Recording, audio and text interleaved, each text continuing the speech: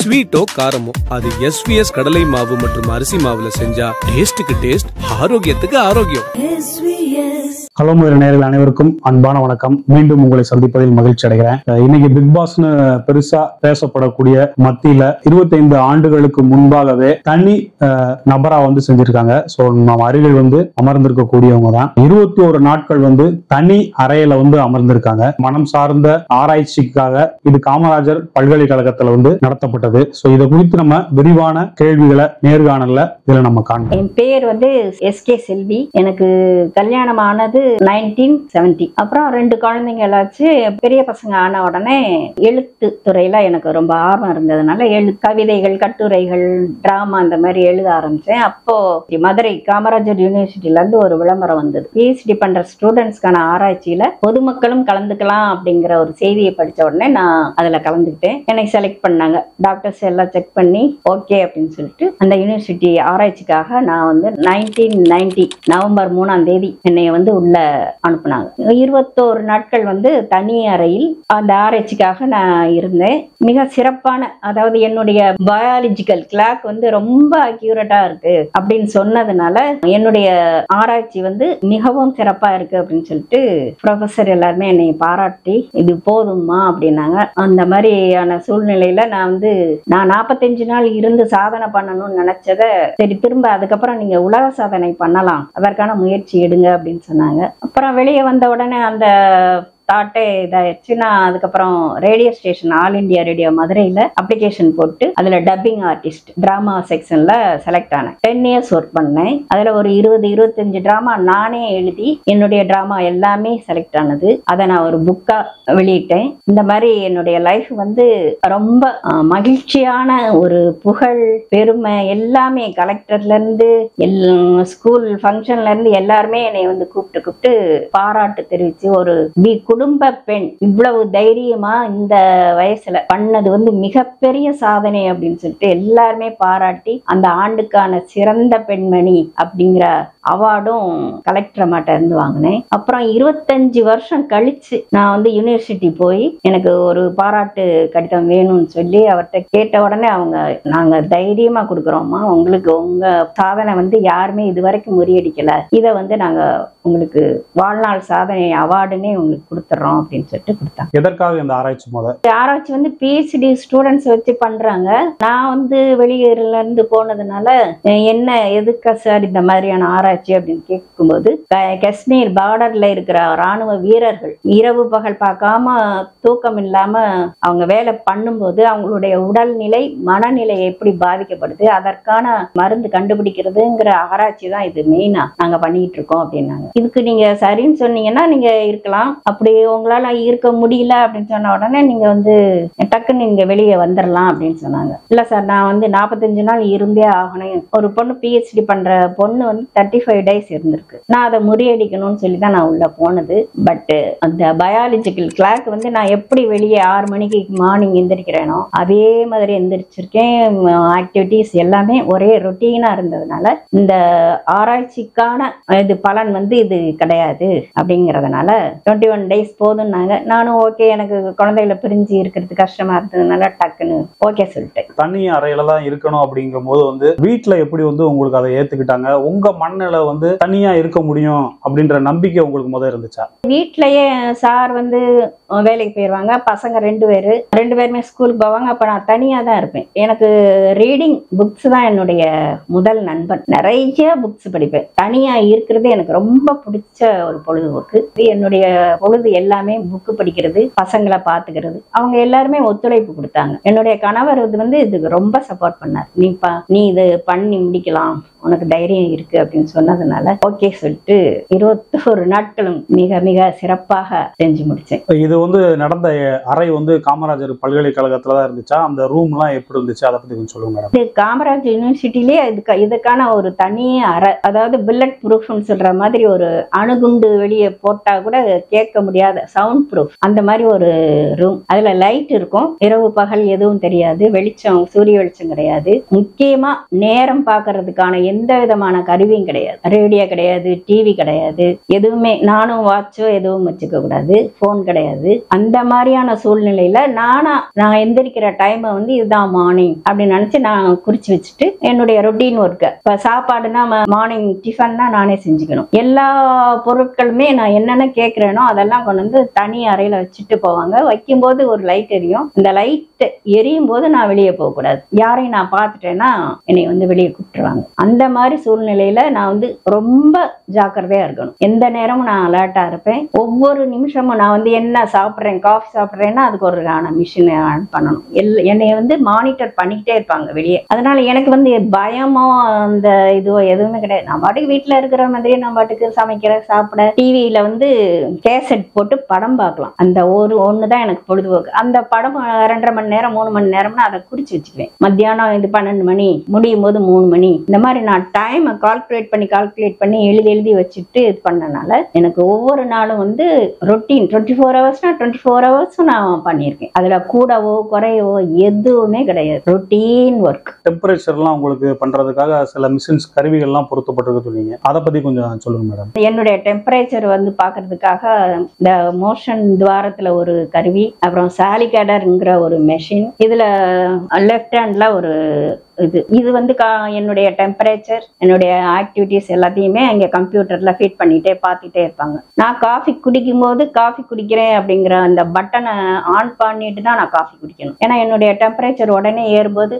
எனக்கு ஃபீவரோ என்னமோ அப்படின்னு அவங்க பயந்துடக்கூடாது. அதே மாதிரி சில்ல ஜூஸ் குடிக்கிறேன் அப்படின்னா சில்னஸ் ஜூஸ் அப்படின்னு சொல்லிட்டு அந்த பட்டனை அமைக்கிட்டு நான் இது பண்ணுவேன். அப்புறம் குளிக்கும் போது இப்படி ஒவ்வொன்றுக்கும் எல்லாத்துக்குமே 16 விதமான பட்டன் இருக்கும். அதை வந்து நான் மறக்காம பிரஸ் பண்ணிட்டு தான் எந்த வேலையுமே நான் பார்க்கணும். இல்லைன்னா அது ரொம்ப அவங்களுக்கு வந்து உடனே என்னமோ ஏதோ அப்படின்ட்டு பயந்துருவாங்க. இதெல்லாம் நான் கரெக்டா எல்லாமே சொல்லி கொடுத்து அதை அப்படியே ஃபாலோ பண்ணேன். மிகப்பெரிய சக்சஸ் லேடின்ட்டு வெளியே வந்தேன். அந்த 21 நாட்கள் வந்து உள்ள போய் இருக்கிறதுக்கு முன்னாடி உங்களுக்கு எதுவும் பயிற்சி கொடுத்தாங்களா? நான் போய் அங்க செக் பண்ணி அந்த கருவி எல்லாத்தையுமே அப்பவே மாட்டி விட்டாங்க. மாட்டி விட்டு நீங்க 3 நாள் வீட்டுல இத மாட்டிக்கிட்டே தான் இருக்கணும், இது எப்படி ஒர்க் பண்ணுதுங்கிறத பார்த்துக்கிட்டு தான் நான் அவங்களை வந்து உள்ள விடுவோம் சொன்னாங்க. அதே மாதிரி வீட்டுக்கு வந்து 3 நாளும் இருந்தேன். 3 நாளும் நல்லா அதை பார்த்துக்கிட்டேன். கரெக்டா 3ஆம் நாள் அங்கே போய் எல்லாத்தையும் செக் பண்ணாங்க. ஓகேமா நீங்க உள்ள போகலாம் அப்படின்னு சொன்ன உடனே ஓகே அப்படின்னு சொல்லிட்டு சக்சஸா உள்ள போய் முடிச்சுட்டு வந்துட்டேன். எப்போதும் வந்து பாத்தீங்கன்னா உங்களுக்கு டைம் வந்து அங்க தெரியாது, பகல் எது இரவுன்னு தெரியாது. ஆனா தூங்கும் போது உங்களுக்கு எதுவும் டிஸ்டர்பன்ஸ் இயல்பா இருந்துச்சா, இல்ல வழக்கம் போலதான் நீங்க இயல்பா தூங்குனீங்களா? எல்லாமே நார்மல். அதுதான் எனக்கு ஒரு பிளஸ், காட்ஸ் கிஃப்ட்னு தான் சொல்லுவாங்க. உங்களுக்கு வந்து இந்த பயாலஜிக்கல் கிளாக்னு சொல்றாங்க இல்லையா, அந்த கிளாக் வந்து அக்யூரேட். 1 லட்சம் இல்ல 1 கோடி பேர்ல உங்களுக்கு தான் இந்த மாதிரியான கிளாக் அமைஞ்சிருக்கு. இதை வந்து உண்மையிலேயே காட்ஸ் கிஃப்ட் தான் உங்களுக்கு அப்படின்னாங்க. அப்ப எனக்கு அது பெருசா தெரியல, நாம எப்பவும் இருக்கிறது தானே அப்படின்னு சொல்லிட்டு ஓகே சார் தேங்க்யூ சார். நிறைய அன்னைக்கு வெளியே வரும்போது அப்போ டிவி சேனல் எதுவும் கிடையாதுங்கிறதுனால எல்லா பத்திரிகையாளர்களும் அவ்வளவு பத்திரிகையாளர்களும் வந்து எல்லாமே என்னை வந்து போட்டோஸ் எடுத்து பிரஸ் மீட் போட்டு, ஆல் இண்டியா ரேடியோல இருந்து மறுநாள் வந்து பிரஸ் மீட் போட்டு என்னை எல்லாம் கவர் பண்ணி ரேடியோல இருந்து எல்லாமே என்னுடைய இது அச்சீவ்மெண்ட் வெளியே வந்து. மத்தவங்க போனதுக்கும் நீங்க போனதுக்கும் என்ன டிஃபரெண்ட்? அவங்க பார்த்து உங்களை பார்த்து ஆச்சரியப்பட்டது என்ன? ஆச்சரியப்பட்டதுன்னு அவங்க ஸ்டூடெண்ட்ஸ். நான் வந்து ஒரு குடும்ப தலைவி, 2 குழந்தைகளுக்கு தாய். அவங்க கல்யாணம் ஆகாத பிள்ளைங்க. போனவங்க வந்து 15 மணி நேரம் தூங்குறாங்க, 15 மணி நேரம் விழிச்சுக்கிட்டு இருக்காங்க. எப்ப சமைக்கிறது, எப்ப சாப்பிடுறது, எப்ப தூங்குறதுங்கிற அந்த இதுவே. எனக்கு முன்னாடி 7 பேர் போயிருக்காங்க ஸ்டூடெண்ட்ஸ். 7 பேருமே தப்பான அந்த டைமிங்ஸ் தான் கொடுத்துருக்காங்க. நான் ஒருத்தி தான் மிகப்பெரிய இது அச்சீவ்மெண்ட். இந்த ஆராய்ச்சி வந்து இன்றைய நிலைமை இப்ப எந்த அளவுல இருக்கு? இப்போ நான் 25 வருஷம் கழிச்சு போய் சாரை பார்க்கும் பொழுது, அம்மா இது வந்து மனிதவள மேம்பாட்டுத்துறையில இருந்து மனிதர்களை வச்சு ஆராய்ச்சி பண்ணக்கூடாதுங்கிற ஒரு சூழ்நிலை உருவானதுனால அதை நாங்க அந்த ரூம் வந்து இப்ப மூடிதான் இருக்கு. இப்போ 5 வருஷமா அது ஒர்க் ஆகல, யாருமே பண்றது இல்லம்மா அப்படின்னு. நீங்க வேணா பாக்குறீங்களான்னு கேட்டாங்க. இப்ப அந்த ஆராய்ச்சியே கிடையாது, அந்த துறையிலேயே யாரும் இல்லை இப்போ. அதை அப்படி ஸ்டாப் பண்ணிட்டாங்க. காமராஜர் யூனிவர்சிட்டியில மட்டும்தான் இந்த ஆராய்ச்சி நடந்திருக்கு, வேற எந்த யூனிவர்சிட்டிலையும் கிடையாது. இங்க மட்டும்தான். அது முதல்ல 7 பேர், நான் 8வது நபர். அந்த 8வது நபர் அதுக்கப்புறம் 2 பேர் போயிருக்காங்க. மொத்தத்துல 10 பேர் இருக்கலாம், அவ்வளவுதான். அந்த 10வது பேரோட ஸ்டாப் பண்ணிட்டாங்க. எப்படி இப்ப ஃபீல் பண்றீங்க அன்னைக்கு நடந்த நிகழ்வுகளுக்கும் இன்னைக்கு அதை எப்படி நீங்க உணர்வு பூர்வமா நீங்க உணர்றீங்க? 35 வருஷம் ஆச்சு. இப்போ என்னுடைய அப்பா 30 வயசுல நான் உள்ள போனேன். இப்போ எனக்கு 72 வயசு. அப்ப பாருங்க, இப்போ நினைச்சாலும் எனக்கு என் பிள்ளைகளை நினைச்சாதான் ரொம்ப பெருமை. ஏன்னா அம்மா இவ்வளோ பெரிய சாதனை பண்ணியிருக்காங்க அப்படின்னு சொல்லிட்டு. என் பொண்ணு அப்போ பாலிடெக்னிக்ல படிச்சுட்டு இருக்கா. பையன் 9th ஸ்டாண்டர்ட். பையனை பக்கத்து வீட்டு அம்மா சாப்பாடு கொடுத்து நல்லா பார்த்துக்கிட்டாங்க. அவங்களுக்குலாம் நான் உண்மையிலே நன்றி சொல்லணும். இன்னைக்கு நினைச்சாலும் மிக மிக சந்தோஷமாவும் பெருமையாவும் இருக்கு. இப்போ இந்த நிகழ்ச்சியை ஏற்பாடு பண்ண என் பையனுக்கு உண்மையிலேயே, ஏன் தம்பி இது நீங்க தான் பண்ணணும் சாதனைகள், ஏன் சாதனையே இன்னும் இது பண்ணிட்டு இருக்கீங்க அப்படின்னு. இல்லம்மா எனக்கு ஆசையா இருக்கு அப்படிங்கிறதுனால சரி. என் பிள்ளைய நல்லா பிரில்லியன்ட் ஸ்டூடெண்ட்ஸ் 2 பேருமே, பொண்ணும் சரி பையனும் சரி, என்னை நல்லா பாத்துக்கிறாங்க. இந்த மாதிரி பெற்றோர்களை இந்த வயசான காலத்துல பிள்ளைங்க நல்லபடியா பார்த்து சந்தோஷமா வச்சுக்கணுங்கிறது தான் என்னுடைய முதல் வேண்டுகோள். யாராவது அந்த மாதிரி முதியோர் இல்லத்துல விடணும் அந்த மாதிரி எல்லாம் நான் நினைக்காம அப்பா அம்மாவை நல்லா கவனிச்சுக்கோங்க. அது உங்களுக்கு பெருமையும் கூட, சந்தோஷத்தையும் கொடுக்கும், நிம்மதியை கொடுக்கும். வாழ்க்கையில் மிக மிக உயரத்துக்கு நீங்க போவீங்க. தாயின் காலடியில் தான் சொர்க்கம் இருக்கிறது அப்படின்ட்டு அப்துல் கலாம் சொல்லியிருக்காரு. எங்க சார் பிறந்தீங்கன்னு ஒரு பொண்ணு கேட்கும்போது, நான் சொர்க்கத்துல பிறந்தேம்மா அப்படின்னாரு. அது எப்படி சார், சொர்க்கத்துக்கு போகத்தான் முடியும், பிறக்க எப்படி முடியும் அப்படின்னு கேட்டு, அம்மாவின் காலடி தாமா சொர்க்கம், அந்த காலடியில் தான் நான் பிறந்தேன் அப்படின்னு சொன்ன அந்த வார்த்தை எல்லாருக்கும் பொருந்தும். இன்னைக்கும் எங்க அம்மா ஆராய்ச்சிக்காக செய்த சாதனை வார்த்தையால சொல்ல முடியாத ஒண்ணு. எங்க குடும்பத்தோட வெற்றிக்கு பின்னாடி எங்க அம்மா தான் இருக்காங்க. அவங்க செஞ்ச சாதனை இந்தியாவுக்கே பெருமைன்னு இவங்களோட மகன் ராம் பிரகாஷ் சொல்றது நிகழ்ச்சியானது. எல்லாருக்கும் வணக்கம். என் பேர் ராம் பிரகாஷ், செல்வி அம்மாவுடைய 2வது பையன். இப்போ ஆஸ்திரேலியால இருக்கிறேன். கிட்டத்தட்ட என்னுடைய எல்லா வெற்றிகளுக்கும் அம்மா தான் உறுதுணையா இருந்திருக்கிறாங்க. அவங்களுடைய இந்த ரிசர்ச்சை பத்தி அவங்க இப்ப நிறைய எக்ஸ்பிளைன் பண்ணாங்க. பட் அஸ் அ சயின்ஸ் ஸ்டூடெண்டா நானும் அதை கொஞ்சம் எலாபரேட்டா நான் சொல்லணும்னு ஆசைப்படுறேன். பேசிக்கா இந்த ரிசர்ச் உடைய கான்செப்ட் என்னன்னு கேட்டீங்கன்னா, ஹியூமன் சர்க்காடியன் ரிதம் அப்படிங்கிறது தான் அந்த கான்செப்ட். அது என்ன அப்படின்னு கேட்டீங்கன்னா, ஒவ்வொருடைய ஹியூமன் பாடியும் ஆட்டோமேட்டிக்கான ஃபங்க்ஷனிங்ஸ் பண்ணிக்கிட்டே இருக்குது. ஃபார் எக்ஸாம்பிள் நம்ம டே அண்ட் நைட் எந்திரிக்கிற சைக்கிள் அப்படின்னு சொல்றோம் இல்லைங்களா, அது மாதிரி. அப்புறம் உணவு சைக்கிள். ஸோ இது மாதிரி நிறைய விஷயங்கள் நம்ம உடம்பு ஆட்டோமேட்டிக்காவே அடாப்ட் பண்ணிக்கிட்டே வரும். இது எப்போ அடாப்ட் பண்ணும் அப்படின்னு கேட்டீங்கன்னா, நம்ம சூரிய வெளிச்சத்தை பார்க்குறோம், திரும்ப மனிதர்களை பார்க்குறோம், சவுண்டு கேட்குறோம். இந்த மாதிரி இருக்கும் பொழுது இயற்கையாகவே அந்த 24 மணி நேரத்துக்கு அடாப்ட் ஆகிட்டே இருக்கும் அந்த உடம்பு. ஆனால் இந்த அத்தனை விஷயத்தையும் சவுண்ட் இல்லாம, கிளாக்கு தெரியாம, ஸோ இந்த மாதிரி டைம்லெஸ் அப்படியான ஒரு கான்செப்டுக்கு நம்ம உள்ள ஒரு மனிதன் போகும் பொழுது மனித உடம்பில் எந்த விதமான மாற்றங்கள் ஏற்படுது அப்படிங்கிறத இந்த ரிசர்ச்